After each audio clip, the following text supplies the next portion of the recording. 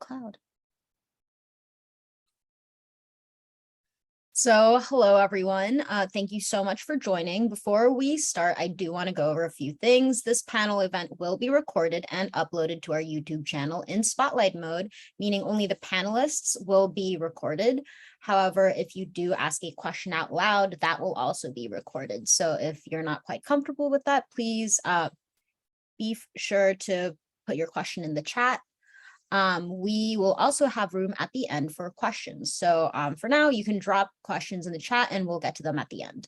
Before we delve into tonight's discussion, I'd like to take the time to acknowledge that Bluebonnet Data is an organization of individuals residing on the traditional homelands of the people of Massachusetts, Pawtucket, Namkug, Piscataway, Anacostan, Humanos, Wichita, Kikaipoy, Tawakoni, Kwawoltekan, Comanche, Lipuan Pachi, Tankawa, Wampanoag, Nahagansett, and Pokanoke. Our panelists today are individuals residing on the homelands of the Tankawa, Lipuan Pachi, Karankawa, Comanche, Kwawoltekan, Sana, and Ishak people. As a remotely based organization with employees and partners who are geographically scattered across these lands, we acknowledge that Native and Indigenous peoples are the rightful stewards of the lands that we reside on, and that there is a deep-rooted and continuous relationship between them and their territories. We acknowledge our history of colonization and genocide of Native and Indigenous people and their lands. The cities that we reside in are home to over 14,519 American Indians today. With that being said, I will start by introducing myself and our speakers tonight. I'm Christina Hahn, the comms director at Bluebonnet Data. And if you aren't familiar with Bluebonnet, we are a political nonprofit focused on recruiting and matching data and tech talent to down ballot progressive campaigns through a fellowship program. I'll be hosting tonight's presentation on the state of democracy in an anti-democratic state by our friends at MOVETexas. MOVETexas is a nonpartisan, nonprofit, grassroots organization building power in underrepresented youth communities through civic education, leadership development, and issue advocacy. MOVE is an acronym for Mobilize, Organize, Vote, and Empower. Today, we're joined by Stephanie Gomez, the political director of MOVETexas, and Fernanda Maldonado, the field director of MOVETexas. So without further ado, I'll hand it over to Stephanie and Fernanda. Thank you so much, Christina. Hi, y'all. It's great to be with you all here tonight, talking about one of our favorite things, which is democracy, and one of our not favorite things, which is anti-democracy, and all of the things that are implied with living in the state of Texas. I'm gonna go ahead and share my screen now. And can everyone see that? Wonderful, amazing, thank you all. So without further ado, I'm gonna go ahead and get us into it. Like Christina mentioned, my name is Fernanda Maldonado. I'm the field director here at MOVETexas, which basically means that I oversee our statewide organizing operations and our youth civic outreach programs around electoral voter registration, as well as our incredible campus organizer program, our field canvasser programs, and our youth leadership, some of our youth leadership development programs. And I will pass it over to Steph.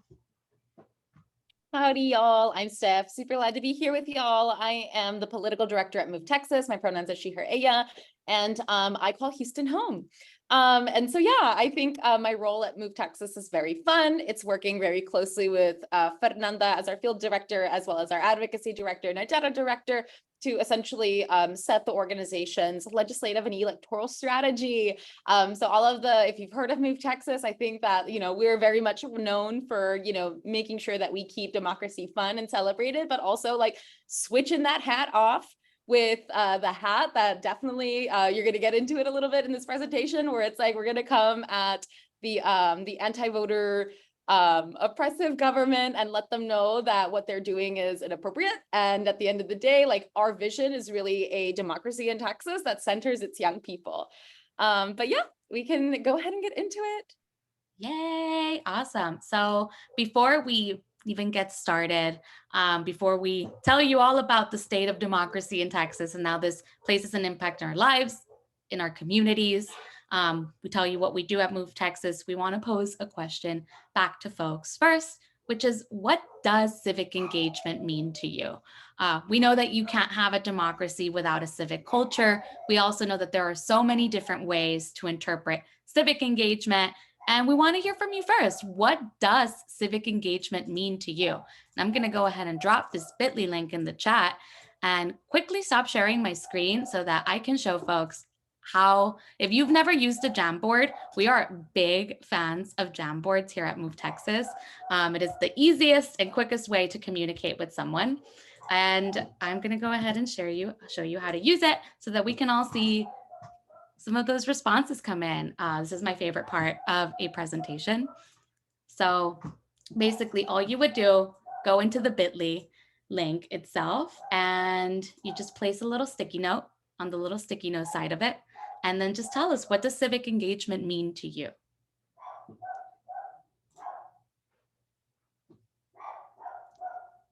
Participatory democracy, I love it. Yes.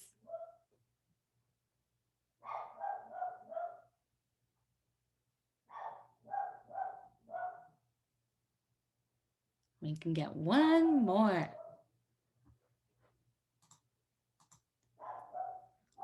When voting is the smallest thing you're doing. Yeah, I love that. Being an active part of how you're shaping laws and society. Protesting, yes.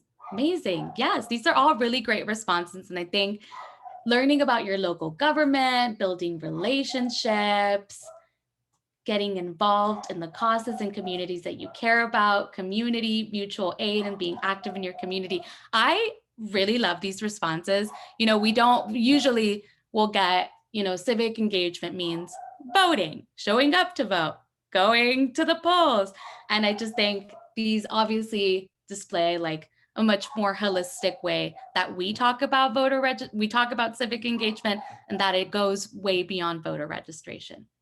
So with that, I will go back to our presentation and tell you all a little bit about MOVETexas and why this is even important to us to begin with.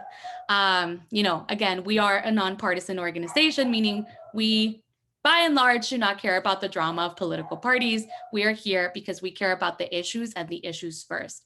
We are here because we want to inform people, and particularly young people, about the process to get informed, take action on those issues that you care about. And we're also trying to really do away with the misconception that young people don't care about politics. I mean, I think that's obvious by just like the incredible display of young people that are both in this program and just have shown up in like so many different ways over the last few years. But I think we also know that young people want to vote. There's just a lot of barriers that we face to participation, right? Civic education has been systematically defunded since we gave 18-year-olds the right to vote. We have a super confusing voter registration process, particularly here in Texas. The fact that we can't use student ID as a form of valid ID in Texas, as well as just lack of access to polling locations, particularly on college campuses. We know that our work goes beyond an election. It goes beyond candidates. We just fundamentally believe that by empowering young people to have their voices heard, we can make that lasting social, political, economic change in the lives of the people that we serve and that we organize on a day-to-day. We understand the power of students because we are proof of that. Our organization started out as a group of bunch of high school friends, 18, 19-year-olds who just wanted to increase participation in local elections. They registered over 1,000 people to vote in 60 days, completely changed the trajectory of the district and the outcome of that election. And in that same spirit, we've really become one of the most effective, powerful civic engagement organizations in the state. We are entirely run by young people, which means that while we recognize that we're all here learning together, there's a lot of innovation in all of our youth-centered work. We know that young people are not only the future, we are here, we are the powerful present. So I'm going to be blunt. We know most candidates don't really make much of an investment in the youth vote, but we do. We know, particularly in Texas, that Texas was not a battleground state, meaning a state where both political parties have an equal amount of supporters until young people showed up and made it one. And we also know that young people of color have been the primary targets of voter suppression, and that's just something that we're not going to stand for. So we also believe that the strongest advocates for the issues that matter to us are the young, everyday people who are really ready for those big changes. So it's just important for us to do this work in a way that gives the tools and the information that young people need to really help make that change in their communities, right? Because we believe that the work that we are doing here and every day is foundational. So now that we talked a little bit about what we do, our values, our missions, I think it's a little bit helpful to kind of take a step back and see what led us here, right? Why is the work that MOVETexas, but not just MOVETexas does, other organizations that do this pro-democracy work is important, and what led us to this point? And for that, I will go ahead and pass it back to Stephanie, our democracy expert, to walk us through what led us here. Yeah, thank you, Fernanda. We can go ahead and get into the next slide if you don't mind.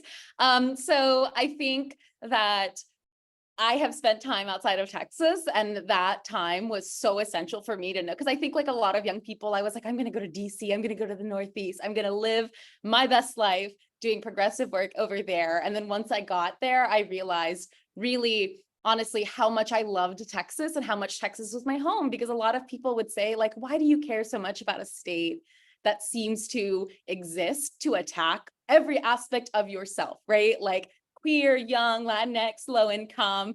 And like, I was like, because Texas is home, right? Texas is the only thing I've ever known. And I love it. But the other thing, I think part of coming with like the love for Texas is also recognizing, you know, the role that Texas plays, I think historically, and also in the national context, and knowing that, like, although voting rights, I think for the majority of people is something that we think about the right to vote as an inherent right, one that is protected by the Constitution, right? A document that we're told is fail-safe, right? And something that is, you know, embedded in equity. And I think for a lot of people, like that is how they view that document. But what we know is that voting rights has not always been guaranteed, right?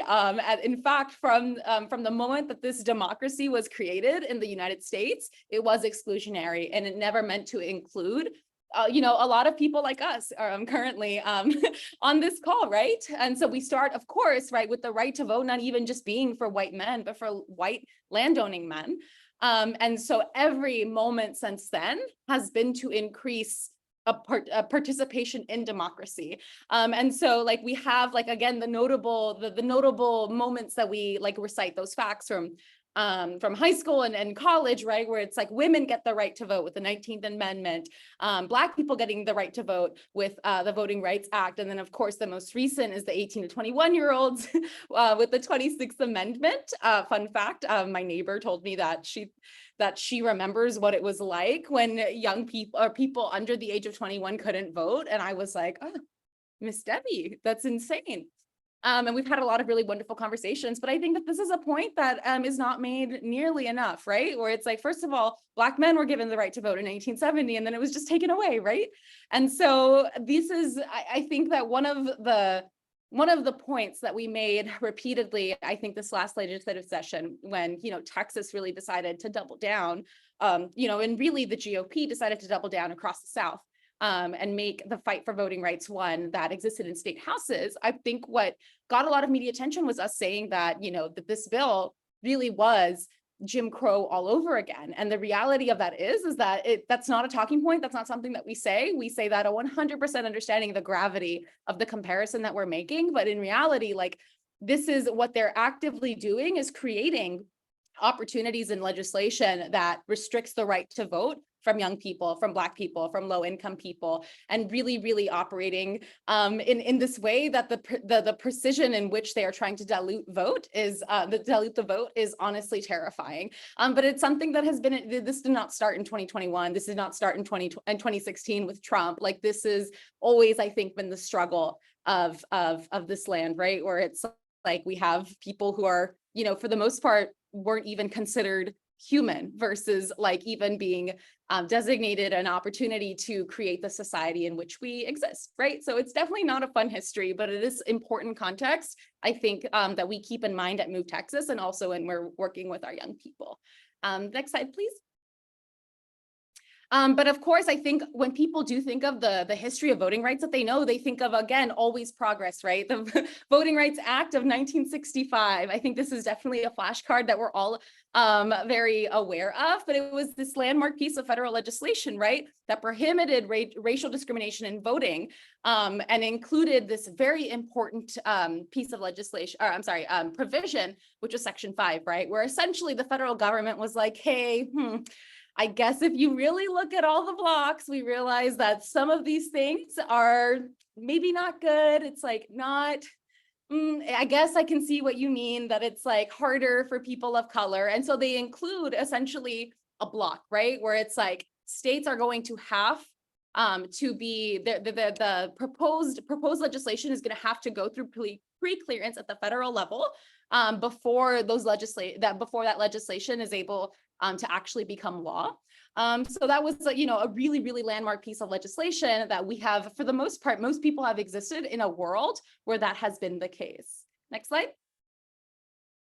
And then we get a little more recent with Shelby v. Holder, which I'm not sure if everyone here has picked up on it, but I think for a lot of people who have been alive, I think, especially for my case, like hearing about this in 2013 might have been the first time that you realized, right? Like, oh, there's actually this effort to roll back on my rights, right? And I think the case here is that a lot of people think that when these bad laws pass in Texas, that we have this fail-safe of the courts, right? These courts are supposed to be this separate from politics and bias institution that we have. But that's not the case, right? Like, I think that there is definitely a way to, as we've seen, right, this summer with Dobbs also being, the law of the land and Roe v. Wade being taken away. Like it's just this moment that I think reminds us that like our courts are not, like, of course, operating within a system of oppression as well, and that they are able to do just as much harm as they are good. And so we see this, right, where what it did was gutted Section 5. Essentially, they found that it was constitutional to allow states to pass laws. And ever since then, we've seen Texas specifically attack the right to vote more and more and more. I think the biggest law that we saw in Texas in 2017 was the voter ID law. That was literally became law the day after. Oh no, I'm sorry, that was in 2013. I have my sessions mixed up.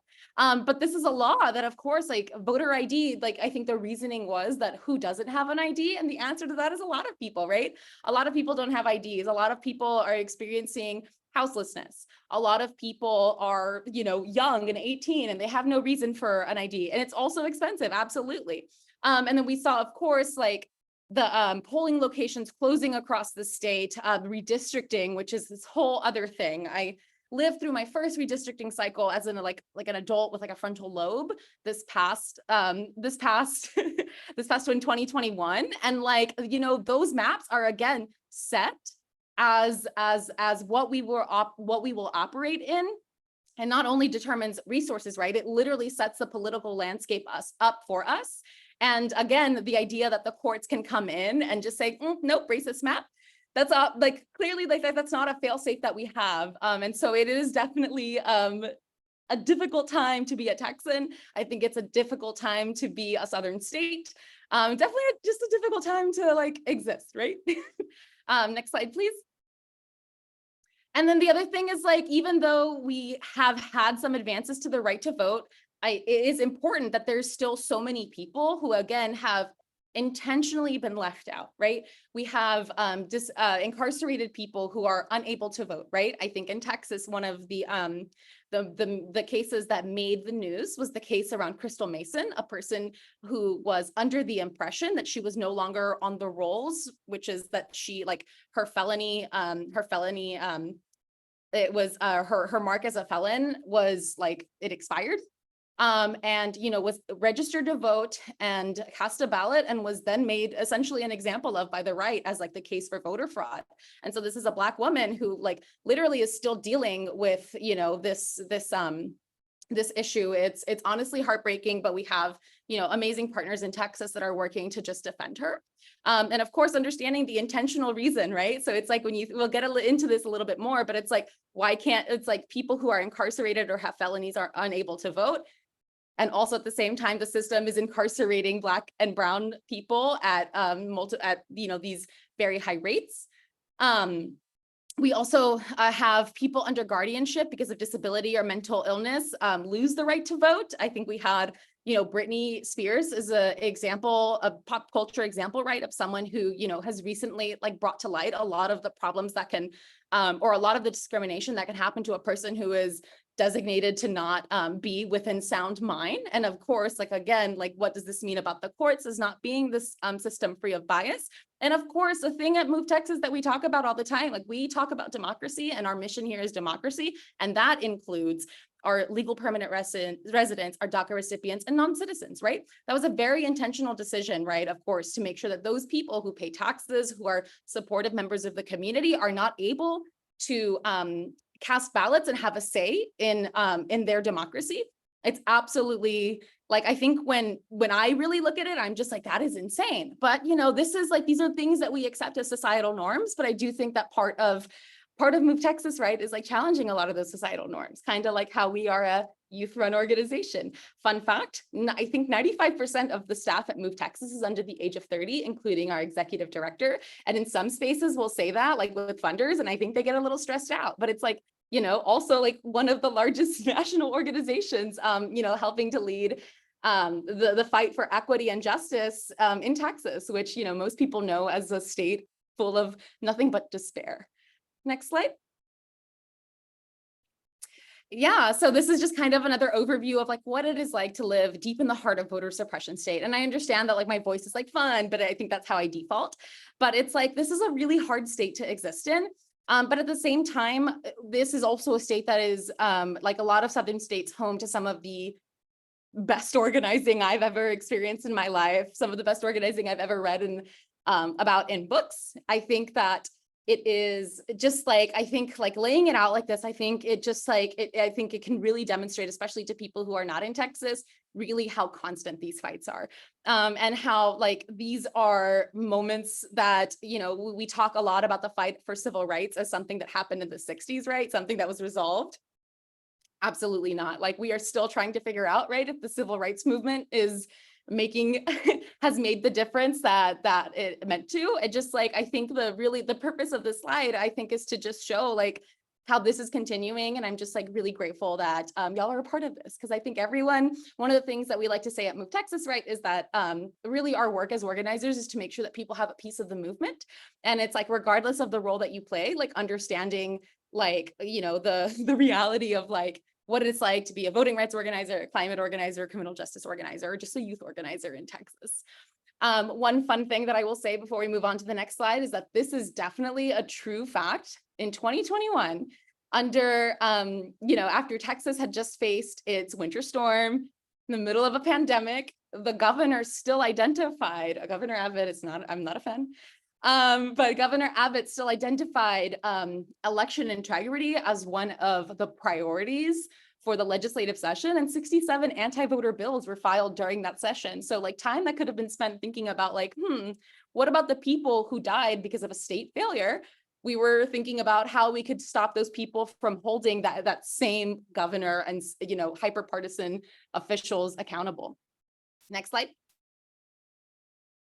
And I can get in a little bit on Senate Bill 1. This is definitely, I don't know how many of you stay on MSNBC, but this is definitely a bill from Texas that was making a lot of waves, I think, at the national level. And I think again, as a Texan who's been doing this for a while, it is not Texas was just has been all over MSNBC because of, it's leading a lot of the anti-abortion stuff that's also happening. But with Senate Bill 1, I think what we saw was really, in addition to Georgia, how the GOP and I think anti-democratic politicians are really, and Democratic small d, right? People who literally see a multiracial democracy as a threat to their way of life, how they respond to what has been the reality in Texas for a long time, which is despite it being so difficult on the policy side, every year since I think 2014, we've seen gains in voter turnout, we've seen gains in voter registration, and that a lot of that has been due to the work of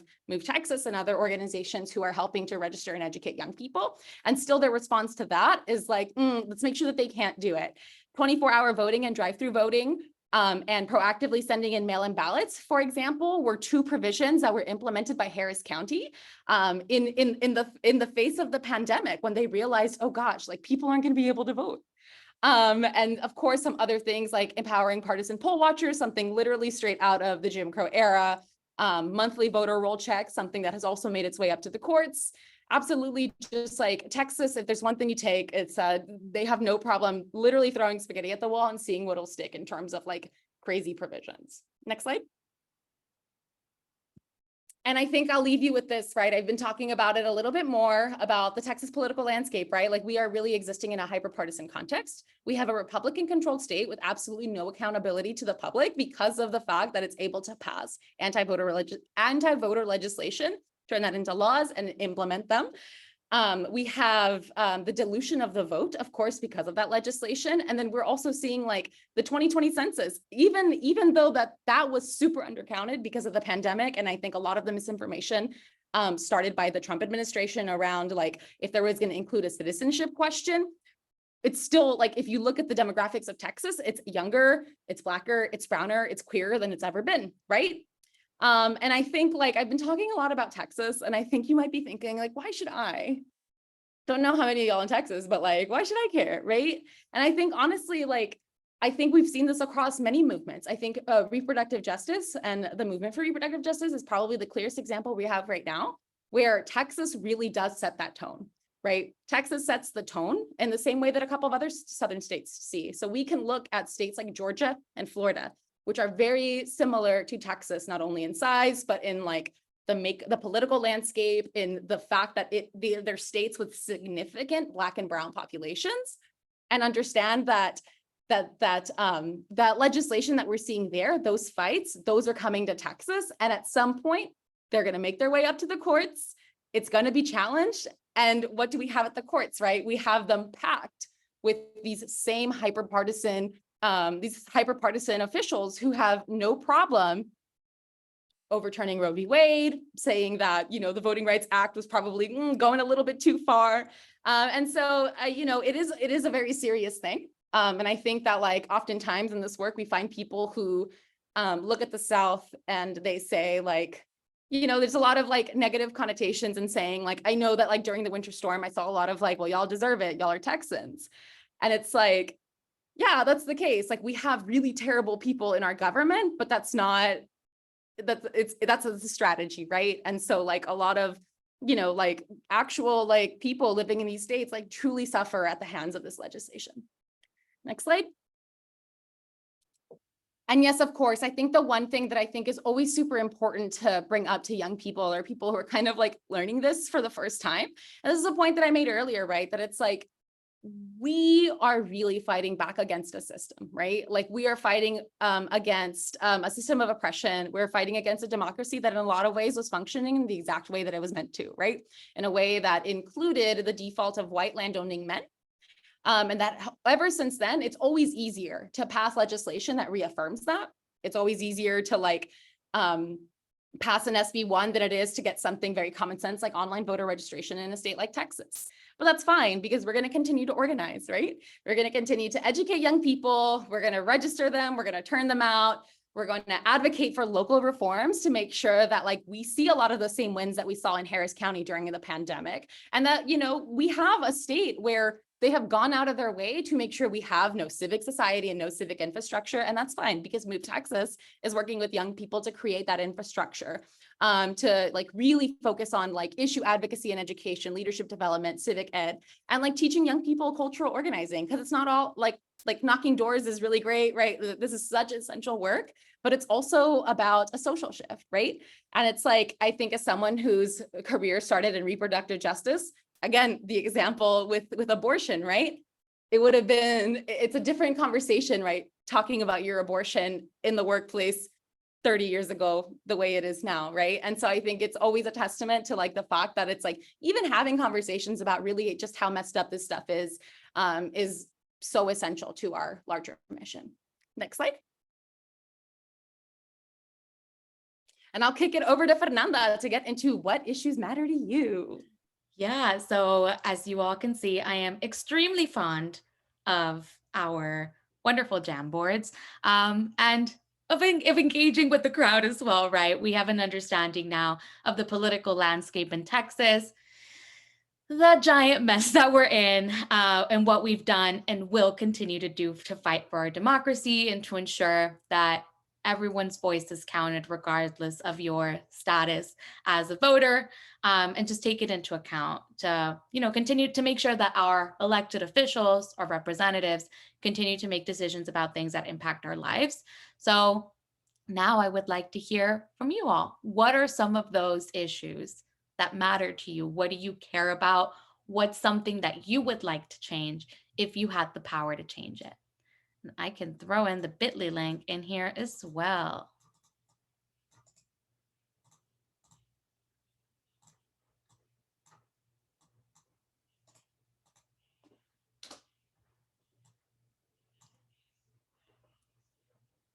And I'll just read them as they go instead of doing the whole toggling screen thing again.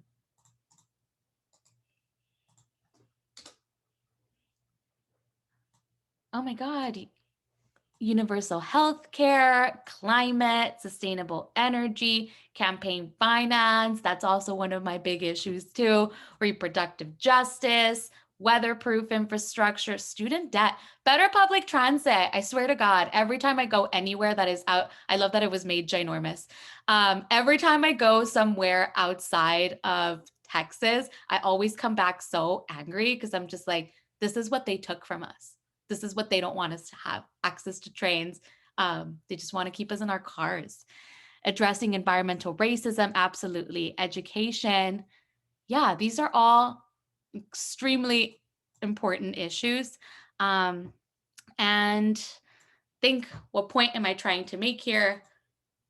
We know that voting is at the intersection of every issue that matters to us in our communities, and not just voting, right, but every civic education issue, right? Because we know that voting is just one step towards becoming more civically involved, and it's only one thing you could do to make sure that your voice is heard. But we know that when we talk about voting, we don't talk about voting for a specific candidate. We talk about voting in the context of issues. We know that young people are issue first voters, and we vote to build power behind the issues that we care about by voting for a candidate who has the best plan in relation to the issues that are important to us.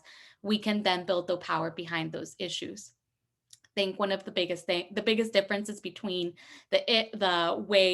between young people and our grandparents is that our grandparents vote in local and state elections because they are habitual voters. We also talk about voting as a habit. Voting is a muscle, one that we have to continue to exercise, to strengthen. So our work, again, is not just about one election. It's not about one candidate. It's about empowering young people to exercise that right and fundamentally change the electorate to really build that long-term sustainable power.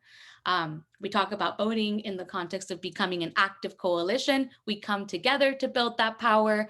One vote alone can't make that change, but many votes coming together time after time is how we redefine our representatives' priorities and force them to pay attention to us and the things that matter to us. And it starts with voting, but does not end with voting. We also talk about voting as an act of community care because, not everyone has a voice. Like we talked about, not everyone has the right, not everyone has suffrage. Hundreds of immigrants, disenfranchised people that face all kinds of barriers that we talked about before, who do not have access to a ballot and therefore are not able to really see their values, their priorities represented at the ballot box, people who are essential and really make up the fabric of our society and our communities. I know that every time I vote, I'm not just voting for myself, I'm voting for the people, within my community, right? I come from a border town. My parents are immigrants, which, border town, which has like about a 30% foreign born population. So I'm also voting for people that have an actual vested interest in improving the lives of the people in my community. We have to vote for people who will be responsive to the needs of our communities so that when we do show up outside of their office, at their city council meetings, at their commissioner court meetings, at the legislative sessions, when we send letters, when we make those calls, they are beholden to the promises that they make to represent the people that elected them, because at the end of the day, they work for us. And they only have power because we gave them that power. I think another thing that we also like to talk about, right, is like we want to also outline some of the ways that voting, not being able to vote, can have that negative impact, particularly on those who are most vulnerable to the effects of climate change and environmental racism, right? When you deny folks from marginalized communities access to the polls, they don't get a say on electing the people who regulate those hazardous environmental impacts on things like coal plants, coal ash dumps, refineries, and they can't vote out the people who are bought out by oil and gas, who are unfortunately most of the Texas representatives. And oil and gas, is the same industries that by and large impact people living in Black and brown and low income neighborhoods. We know that young people, when we vote, we are voting for our present, but we're also voting for our future, a future that, as it stands, seems fraught with climate disaster brought on by the effects of climate change. And we deserve the right to vote for people, to vote and elect people who are willing to make an investment in our right to clean air, our right to clean water, our right to clean energy, because our future and millions of lives, not just of people in Texas, but all over the world, are literally at stake here. So I don't know if, Steph, you have anything you want to add on this point, being from H-Town too. Yeah, no, literally from a city where literally it's just, that the next, I love Houston, it hurts me so hard to talk like this, but it's like the fact that like we have just accepted in society that like my city is just going to get hit by hurricanes at all the time, and that like again, like after a Harvey, which was of course everyone's down to say like, oh, what a terrible storm, time to like put on your wetsuits and like go help people. But then it's like those same people who were using like that clout to call out for the community, like those same people are the ones who are then using the power again that we've given them to satisfy the desires of special interests versus like really thinking about constituents that are harmed by decisions like that. And so I think another thing that we do at MOVETexas is like really to explain to young people, it's like, yeah, voting rights might not be the one that like gets you going, right? Like I definitely know that I am alone sometimes in that, but it's like if you care about climate, like voting again is one tactic. It's just a tool that we can use to kind of address this larger issue, that because it's like definitely here when people are like, who cares about voting when there's like literally not going to be an earth, and I'm like, no, I hear you. So yeah, just wanted to add that, but definitely kicking it back to you, Fernanda. Thank you. Yeah, I think another thing we talk a lot about is voting rights at the intersection of criminal justice. Again, I think we've already touched a little bit on the fact that a lot of formerly incarcerated people who may already have completed their sentences, may have thought they were off paper, are still being denied the right to vote, right? And in a country that has the most incarcerated people in the world currently, that is a huge segment of our population that is being unjustly left out of the political process. I cannot tell you all how many people I have personally encountered on the field who told me, they were they had former felonies and therefore they cannot vote anymore and they will never be able to vote.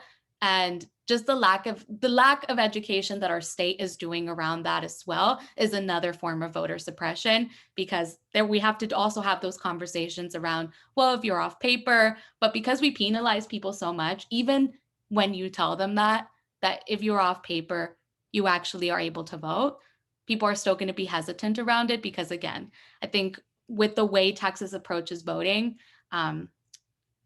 we've just made a really scary environment and created that chilling effect that people are just going to feel like if they make one single mistake, that's going to result in a criminal fine, being sent back to jail, and having their freedom once again taken away from them.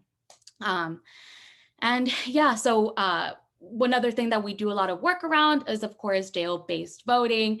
At any given time, there are 55,000 Texans that are detained in jails, thousands of them still eligible to vote, detained for low-level crimes, and are effectively disenfranchised because they do not have reliable means to cast a ballot from behind bars. One of the things that we've been so proud of is that we've worked with some of our coalition partners, particularly in Houston, where we were able to pass a jail-based voting location this last year. And that's something that we're continuing to work on in Bexar County, in Dallas County, and soon coming, if you are in Texas, soon coming to a county near you, because it is very important work. And yeah, then of course, prison gerrymandering, often, incarcerated people are still counted for the purposes of redistricting far from their homes in the often white rural communities where they are incarcerated. They are then represented by someone who they cannot vote for and who has no connection to their social or political communities, which is another just jarring fact. Every time I think about that, I'm just like, why? But yeah, I don't know if I keep passing it back to you, Steph, but I don't know if there's anything you want to add around this too. Kinda, because I think I have two main points, one around jail-based voting and one around felon disenfranchisement. I think that one of the things that's kind of stresses me out as a political director is oftentimes how these anti-democracy politicians, and for an example, someone like Abbott or other Abbotts across other, hyper-partisan, hyper-Republican Republicans, that they're kind of just these kooky dudes that just do bad things because they're just don't know any better. But I want to if I can give an example of just how calculated their strategy is. So felon disenfranchisement, I don't know that that's a new idea for everyone here, but one of the things that people don't know about a lot of the new voting laws and a lot of the laws that they're kind of creating around, again, abortion and a couple of other big climates, is that they're actually increasing they increase or always add a provision that makes the mistake a felony. So it's using the voting rights example. So it's things like driving more than 7 people and not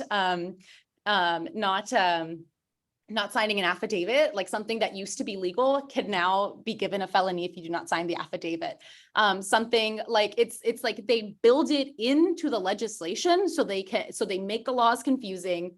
They overwhelm county offices. They overwhelm Texans who are operating also under a context of disinformation and also just stress, right? And it's if you fill out your voter registration form, you could possibly get a felony. So not only does that also serve the purpose of stressing people out and Fernanda was saying, confusing them to the point where they don't even want to register to vote or try to vote, it then also for those people, it makes it easier for them to slap them with a felony to prove their argument that election fraud exists and then strip them away from their right to vote. It's literally, it's I'm not being dramatic when I say that this is evil, right? And I think the jail-based voting, I think that's also another thing that I think really stresses people, or not just it, people I think get immediately stressed because they don't realize how it's legal, but it's a lot of the people who are sitting in the Harris County jail and in jails all across Texas, that's pre-trial detention. They have not been convicted. They're just sitting there, right? Because they have to sit in the jails, while their trial keeps getting delayed. And up that entire point that they actually have right to vote, but they're stuck in a jail. It's not like they can go into a ballot box. What jail is actually going to these people who have been stripped of all agency and humanity, right? Explaining to them that they actually do have the right to vote, right? And that they actually not only that, but it's what does it look like to also implement a civics class, a know your rights training. And so also to have that exist in the South for the first time, that is super significant. And it also, I think, speaks to one, the power of youth organizing, because it was 100% young people, 90%, we had partners. It was a great deal of it was really due to, the work of MOVETexas organizers and other young organizers who have started this work in Texas and continue to lead this work. But also it speaks to even in Texas that you can have something so progressive, one of the most progressive and equitable even attempts at policy that we can see in a state like Texas happened in Harris County, was successfully implemented, and also has a really good shot at passing in several other counties. So did want to add that. Thank you. Beautiful context. Yeah. So I think moving us along now, I also kind of want to pose this question of why is this the state of affairs? Why do we have to live in this hellscape? Why do these issues persist in our communities, and who is responsible for it? maybe you've wondered before, who exactly is in charge around here. So we want to kind of first talk a little bit about federal state. I think we're all pretty familiar with federal elections, with the function of the federal government. Of course, our president, secretary of state, US senator, US rep, by no means meant to be an exhaustive list, but really just meant to illustrate who are some of the folks that comprise our federal government and what are some of the things that they are responsible for, right? We, again, don't want to focus too much on federal because I don't think that's really the point we're trying to get across here. But we all know when the president gets elected, we all know he is the commander in chief. He is our chief diplomat. They have the power to declare war, establish and maintain a military. It is important. But I also want to talk a little bit about state government, right? For instance, if you are someone that cares a lot about the environment, right? We talked a lot about environmental racism. We talked about voting rights at the intersection of climate justice.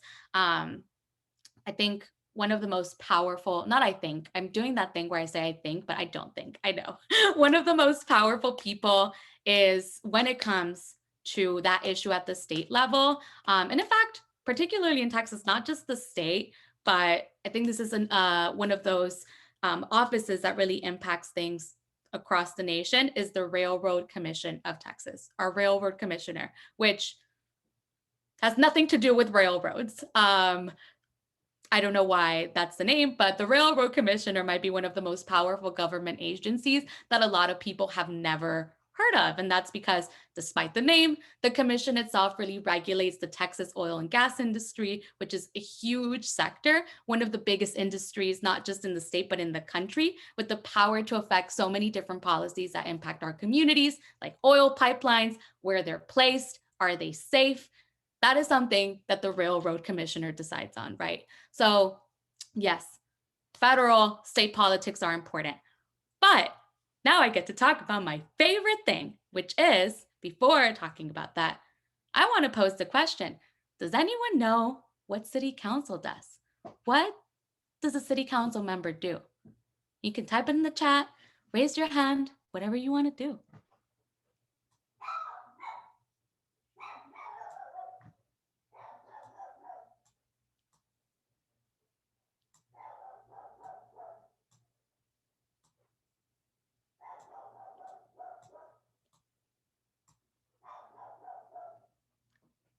I run many Zoom meetings every single day. I am not scared of an awkward silence. But if nobody knows, then that's okay, because we're here to talk about it, right? We want to talk about local politics because it is probably the most important lever of power where you truly have that opportunity to make your voice heard louder than at a state, than at a national level. If you want to see meaningful change that actually impacts your life, that always starts at a local level. So to answer that question, I guess to answer the question really, really quickly, what is one of the functions of a city council member or city council in general? They review, they approve the annual budget for your city. They pass local ordinances or laws. They really get to set the priority and the direction of our cities, regulate business activity, public health, public safety, something that we've particularly experienced firsthand during the pandemic when we had some cities and municipalities that, like, for instance, were enforcing and keeping those mask mandates, but were then getting challenged by the state government. I think one of my favorite instances of the power of local governments is the one that came from 2020 as it related to the issue of defunding the police and reimagining public safety as we understand it in America. I think, I want to use Austin as an example because it's where I lived and it's where I experienced this firsthand after there were months and months and months of daily protesting after the murder of Mike Ramos by the Austin Police Department, grassroots leaders, the people of Austin, youth organizers finally pressured City Council to allocate $150 million from the Austin Police Department's budget to be distributed to other public goods like public health and support services for the community. And, that didn't just happened because city council members woke up one day and decided to vote on it because they felt that it was the right thing to do. This happened after hundreds and hundreds of people were flooding city council meeting, calling and emailing the representatives. I remember I called that city council meeting like at 7 a.m. and I was on hold until probably midnight because so many people were trying to call to put in their testimony for that. And that was something that happened at a local level. It was a win for activists, a win for people who are the most impacted by police brutality or marginalized communities. And granted, we do still have a long way to go, but this is what we say when we mean that local politics really have the power to influence and impact people's day-to-day lives, right? I cannot stress how much all politics are local, which, by the way, all politics are local. If you want to learn more about this, it's a great book.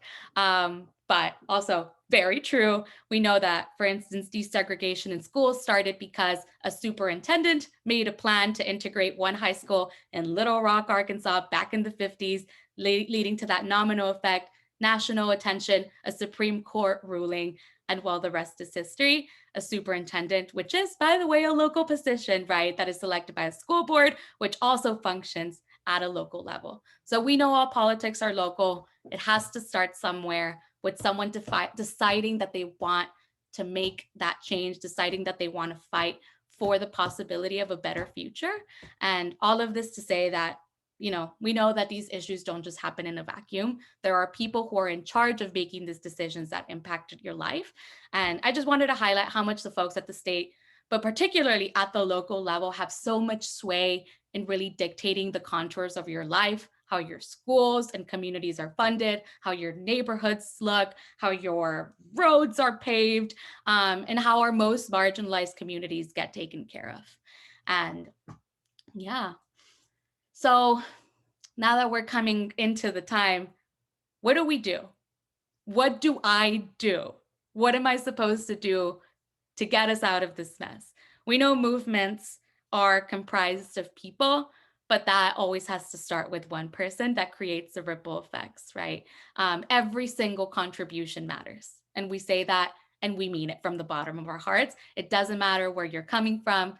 It doesn't matter how much you can contribute, but every single contribution matters when you're being a part of a movement. We think about movements, we think about the huge, decisions that get made, the civil rights movement. We think about it in those like high intensity moments, but a movement is comprised of the day-to-day invisible work, the people that are taking agenda notes, the people that are, data entering information, the people that are making those calls on a day-to-day, the people that are building the systems and the processes to be able to function in movement operations. Like, a movement is comprised of so many people.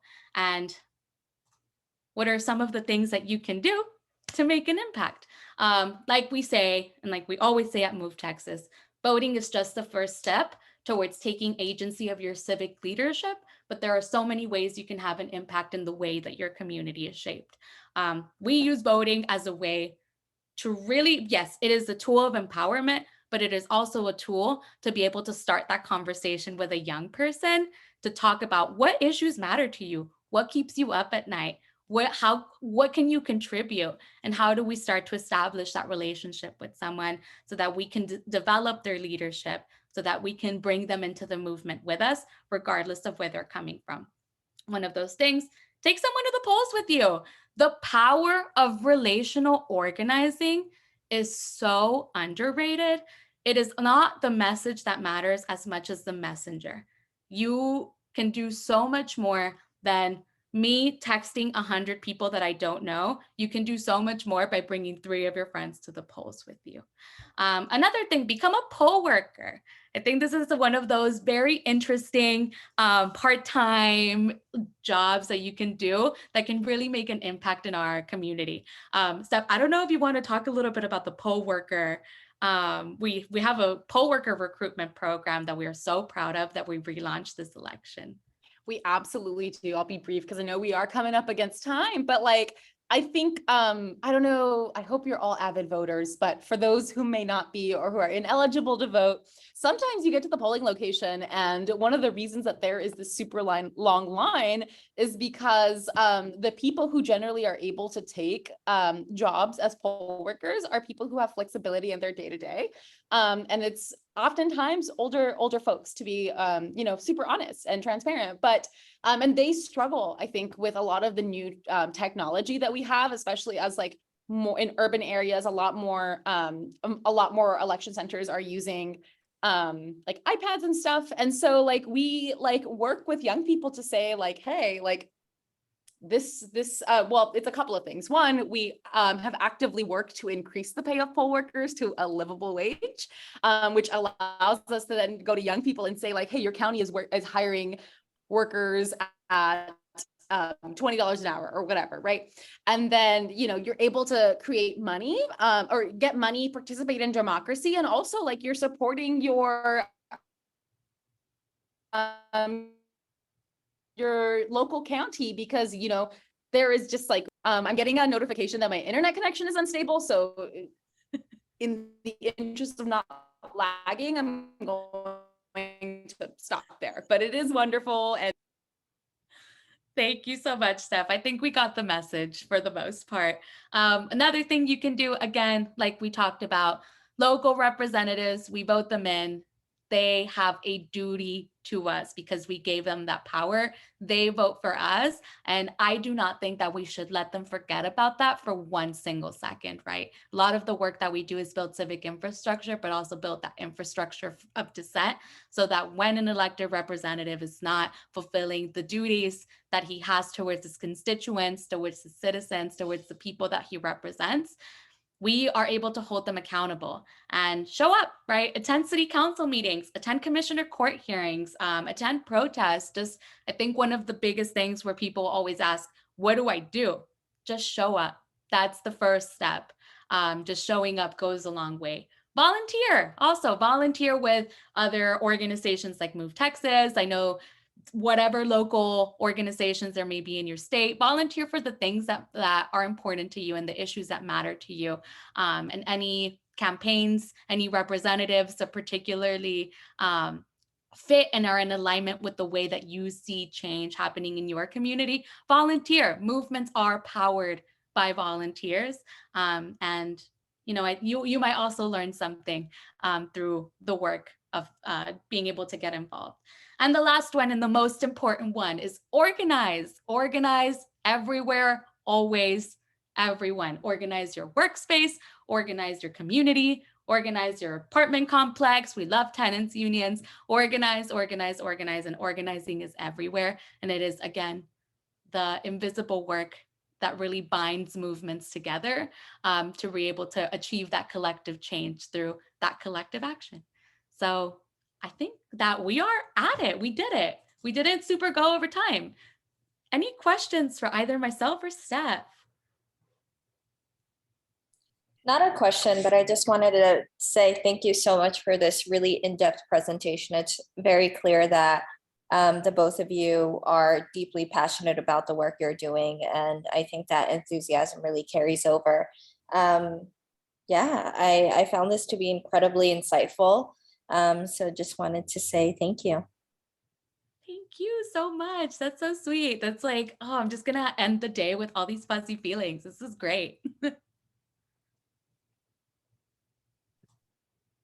What has been the most rewarding part of working with MOVETexas, and what are y'all most proud of in 2022? Oh, that's a great question.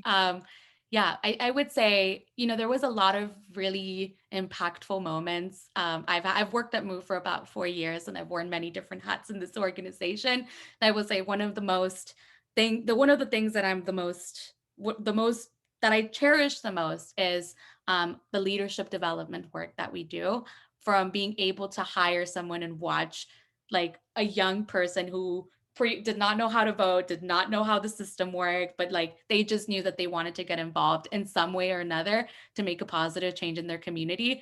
And from watching them be like, I am too shy to ask someone if they're registered to vote, to fast forward a year and watching them command a room of 300 people while delivering a presentation. Like, that investment and that leadership development, to me, I think is always at the core of like why the work that we do here is so crucial to building that like social, economic, political change, because ultimately, like, we know that, at the helm of most of social movements, political movements, like, it has always been young people that have been at the forefront. So being able to watch someone, I guess, learn that and like take that ownership and like start to discover their power in that way, like, that never gets old.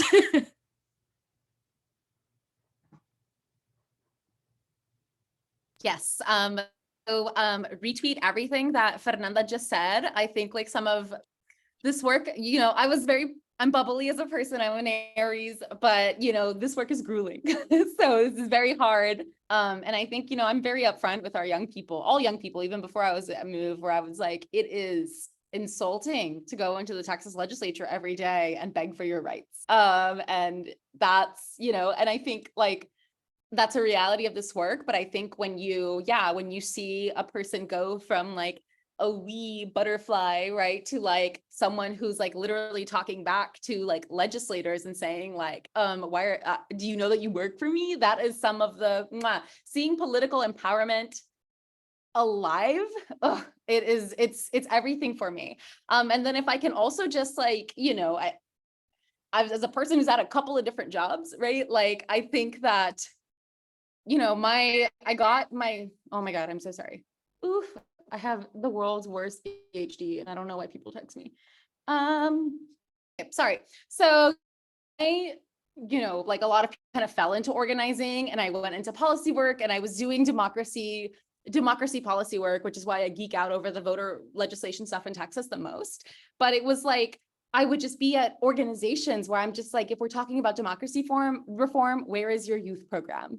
If you care about equity and justice, what is your youth programming look like? What are you doing to build the ladder, right? Like, because I think a lot of organizations have not caught up on this, but one of the things that I really appreciate about MOVETexas as an organization is that we're building something not for us, right? Like Fernanda is currently the field director, but that won't always be the case, right? Like understanding that like it really is about like doing what we can to like build leadership in Texas is like one of the only ways that we're going to see the society that we all share. And I think that's wonderful. And I have not come across a lot of workplaces that like actually are youth led, right? It's not about being youth centered. It's about being youth led and like having that radical love and care to work through mistakes and difficult times with someone, because like what is that you're invested in their long-term professional development. And, that's rare. So I always like to bring that up about MOVETexas. Absolutely. Do we have any other questions from the chat? Okay. Looks like we do have a question, so I'll read that out loud. What books or media were either reaffirming in your current political convictions or critical in pushing you to think bigger than the political systems that exist today? Yeah, Fernanda, I know you have all the book recs because you've given me so many. So, I mean, I can talk a lot about like, I kind of hinted at this earlier, but I think like what makes me, I think unique when it comes to policy, unique, I'm sorry for the Renaissance fans, as like someone who addresses policy work, and I think specifically voting rights, is that wasn't how I got my start. I actually got my start in reproductive justice. And I think that there are a lot of really wonderful books about the reproductive justice like organizing history that I think that like honestly like a lot of the people who have led the fight for voting rights could learn a lot from. And so I also, like one of the people that I appreciate the most when it comes to political analysis is Renee Bracey Sherman, the Beyonce of abortion storytelling and a personal hero of mine. I really love to follow like on Twitter. I love to follow local journalists because they always have really wonderful takes. And those are the people who sit in the commissioner court hearings. And it's like it's really great to like actually like know what's happening, because like we can't know everything all the time, but it's like when you find those trusted people in your community, I think like really like seeing them as community experts is wonderful. And then I think I'm trying to think of other books. Like I think for voting rights specifically, because I am a person who reads like really like, you know, I read a lot of like books about my job, which is really hard. And my therapist and I talk about it all the time. I think like the good one is the Ari Berman book. I can't remember the name right now. I can't remember the name right now, but I can also like type those two different authors in the chat. Ari Berman, also great to follow on Twitter. And then a book that I personally love. Oh my God, I just read it like last year.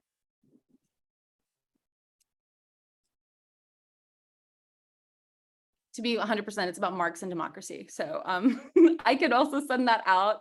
I have all the books, but honestly, like my brain is so dead. Okay. Any other questions from the group? Okay, then I have one more question. So as you know, Bluebonnet Data, we do political data work. We do a lot of data-based and tech-based volunteering for specifically local, like down ballot elections, because for all of this shared reasons, like local elections are so important. So when it comes to the intersection of voting rights and political data, how can we help? Are there any things that come to mind in terms of why political data is important when it comes to affirming voting rights and affirming more civic engagement and voter education?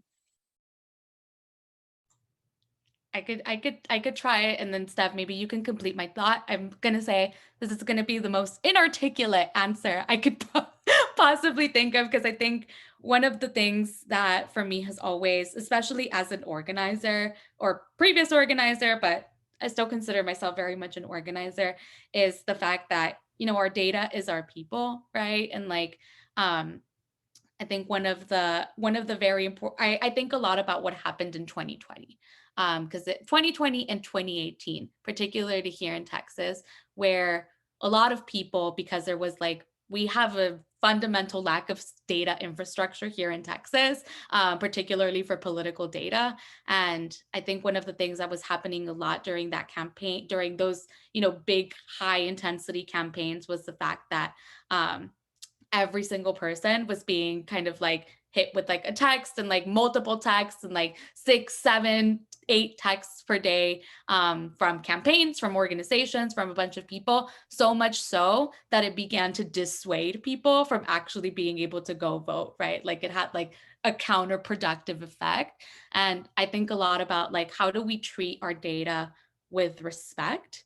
I don't think I have necessarily a solution. I feel like I'm just naming a problem. And then I'm just like, hopefully you all data practitioners that are so much better at this, at thinking through some of these things, are able to resolve something like this. But I always think about, how do we treat our data? How do we treat people with like some level of integrity? Because like, you know, especially when we talk about ban, when we talk about like pulling that cold list and that like doing that outreach, I think there is like a fundamental just like lack of like personhood in the way that we might approach conversations with people in that way. So I just always think about like, what are some better ways for us to like be able to do that outreach?